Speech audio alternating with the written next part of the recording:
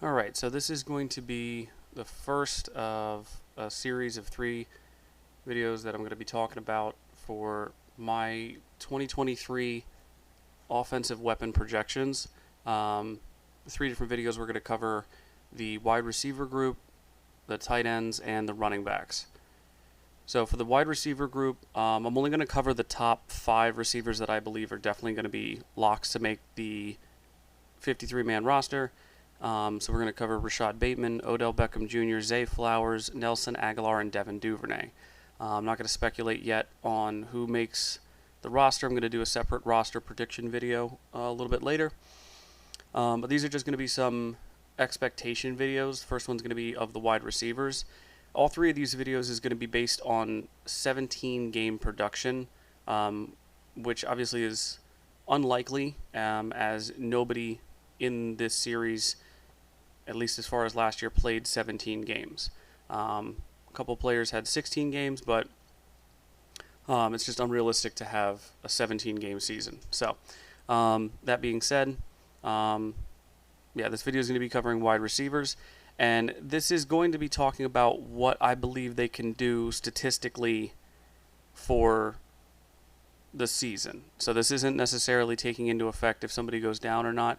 I can't control injuries. I don't know when they're going to happen. Nobody does. So this is sort of a minimum maximum for what I think that they can achieve. All right. So first, wide receiver 1 in my mind is going to be Rashad Bateman. I have him getting anywhere from about 70 to 80 receptions. So a little, heavier workload. And of those 70 to 80 receptions, I see him getting around 800 to 900 yards. After that, 800, 900 yards, I have him also getting about 7 to 9 touchdowns. I think he's a fairly competent number 1 threat. I think he has shown the ability to take the top off of a defense early in his season last year. Bit of a, again, you want him to stay healthy. He played in 6 games last year. He had 15 receptions for 285 yards, which is about 19 yards per reception. And he had only 2 touchdowns. So, but in playing in 6 games, which I feel like it was less than 6 games. It really seemed like we saw him for like 3 or 4 games, and then he went out. But, I definitely expect if he can stay healthy and he can share the workload a bit with the other receivers and other receiving threats in this offense, and Monken can take a little bit of pressure off him, I think that's going to boost his efficiency. I think everybody in this group is going to be more efficient. All right, next up is going to be Odell Beckham Jr. Again, I said Rashad Bateman, number 1 wide receiver. It could be Beckham. It could be, it all depends on how it shakes out. I have him a little bit less, receptions. I have him anywhere between 60 and 70 receptions. Less yardage as well, 700 to 800 yards, so a little bit less. Again, these numbers are comparable, but I think they show what I think they can do given the offense and the personnel. I do have him around the same number of touchdowns, maybe a tick higher, only because he has more experience in the red zone. He's got a very good catch radius, and obviously as a savvy vet, he knows how to, get open the back of the end zone. He's shown that a lot over his career. So anywhere between 7 to 10 touchdowns. Again, similar numbers to Bateman. I just think it's a little bit less, a little bit less volume than Bateman. His last, he didn't play any in 2022. His last healthy season, I do have him down for the 2021 season. I don't have his postseason numbers up here, just his regular season. He did play in 14 games. He had 44 receptions for 537 yards, which is a 12.2 yard per reception. His career receptions is 13.9 yards per reception, and he had 5 touchdowns last year. I did have down here his last healthy season. The 2021 season was not great at Cleveland, and then when he got to the Rams, it was better, but he still was not in his own words, he still was not fully healthy even at that point.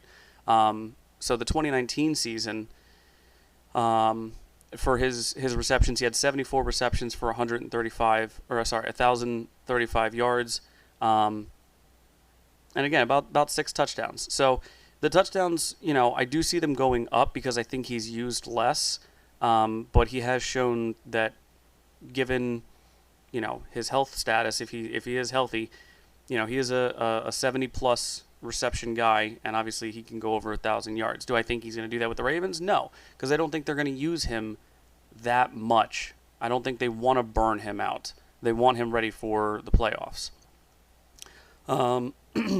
Next up, Zay Flowers.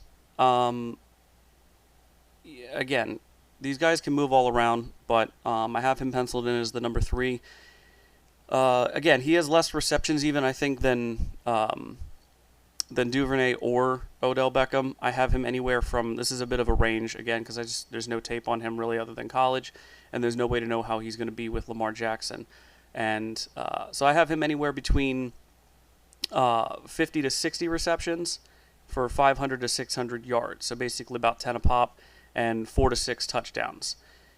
Like I said, I didn't bring up his college summary. I'm just going off what I believe he will do in our offense, given the type of weapon that he is.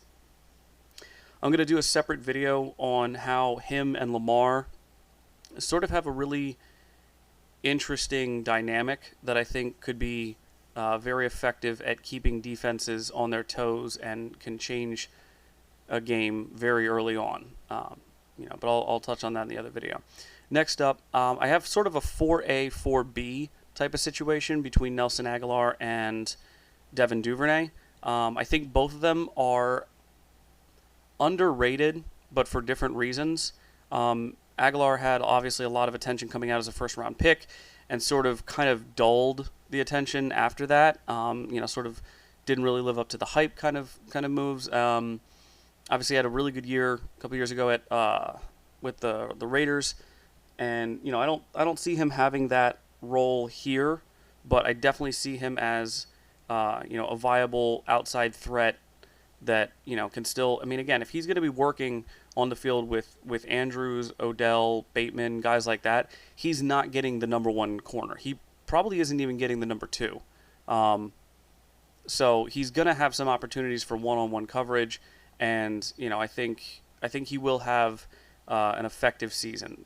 Duvernay, I feel like he's underrated because I feel like outside of the Baltimore community and Ravens fans, they kind of know him as just a returner. They know him as just a returner, and obviously we know him as kind of a do-it-all weapon. I don't like the term gadget guy because I think it's sort of disrespectful to the player. It just kind of makes it seem like, oh, you can only do certain things if you're schemed open for them or whatever that's the case. Like, no. If it's like in a basketball game, like Devin Duvernay can get his own, he can make his own shot. But I have him about the same number of receptions for both of them, about 40 to 50 receptions. Probably a little bit, that's probably a bit high, to be honest, looking at it now. Probably something more in the 30 to 40 range. And looking at both of their numbers, they actually have very comparable numbers, which is it's kind of funny looking at it side by side, the stats of their seasons last year. Now, Agholor had a down year last year, and Duvernay has shown, especially in the Week 5 Cincinnati game, where, I mean, even if you just look at the highlights, you don't look at the full game recap. If you look at just the highlights, it's basically Andrews, Duvernay, and Lamar on offense. Like, that's pretty much all the highlights. There's a couple of JK and a couple of Likely and whatnot. I think Prochet makes one catch, but yeah, I can see them both getting around 3 to 5 touchdowns. Last year, Agholor played in 16 games, Duvernay in 14, but I don't think he was healthy in all those games. Because in the second half, before he went out, I mean, the last 4 or 5 games, he was almost non-existent. It seemed like, anyway, at least in the game plan. But Agholor had 31 receptions, Duvernay had 37, Aguilar had 362 yards. Duvernay had 407. Aguilar was at 11.5 yards per reception. Duvernay was at 11. On their careers, just because he's been around a little bit longer and Devin hasn't been used as much, Aguilar is at a 12.5 yards per reception average, and Duvernay is at 9.8. So this past year definitely brought him up a little bit, but I think he'll be utilized a little more this season. Hopefully he can also stay healthy as well, because I think he's a great weapon that I think is underappreciated across the league. But and again, similar touchdowns. Aguilar had 2, Duvernay had 3. So again, right in sort of those ranges. But I think instead of 40 to 50 receptions, I think the fact that they're both at 31 and 37 shows that that's right around what I think they will be as well. 16 games and 14 games respectively. I think that's what you can hope to expect out of guys, especially, you want your depth guys to be there, but with them being sort of the quote unquote healthier guys, and Zay as well. I'm overlooking it because I don't have his stats up here from last year's college season. But yeah, I'm going to do a couple separate videos on some of these guys individually. I have a couple of thoughts that I want to get out there about Odell and sort of where he's at before the season starts. But yeah, this is going to be the first in the series. I'm going to be doing the tight end group next, and then rounding out with the running backs. So yeah, looking forward to getting those in, and I'll talk to you guys later. Thanks. Bye.